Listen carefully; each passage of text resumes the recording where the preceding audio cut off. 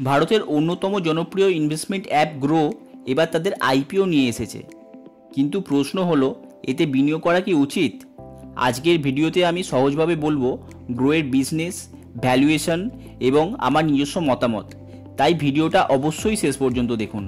Grow তাদের পথ চলা শুরু করেছিল 2016 সালে, মূলত মিউচুয়াল ফান্ডে বিনিয়োগের প্ল্যাটফর্ম হিসাবে, কিন্তু এখন এটা সম্পূর্ণ একটা ইনভেস্টমেন্ট অ্যাপ যেখানে share, mutual fund, ETF, future and option, এমনকি ইউএস স্টকেও ইনভেস্ট করা যায়। গ্রোয়ের সহজ ডিজাইন আর ইউজার ফ্রেন্ডলি হওয়ার জন্যই এখন এর ইউজার সংখ্যা 5 কোটিরও বেশি। গ্রোয়ের আয়ের মূল উৎস হল ব্রোকারেজ ফি, মার্জিন ট্রেডিংয়ের ইন্টারেস্ট এবং মিউচুয়াল ফান্ড কমিশন।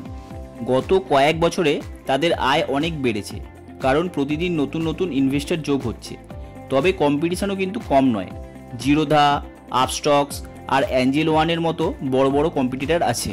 রিপোর্ট অনুযায়ী Groww IPO issue size 6,632 crore, price range 95 to 100 per share, PE ratio around 40।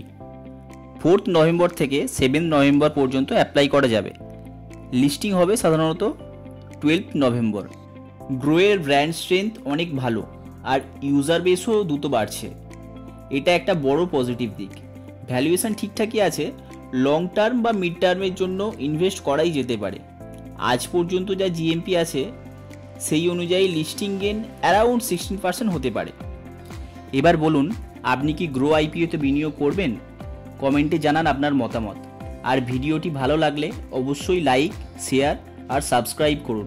ধন্যবাদ।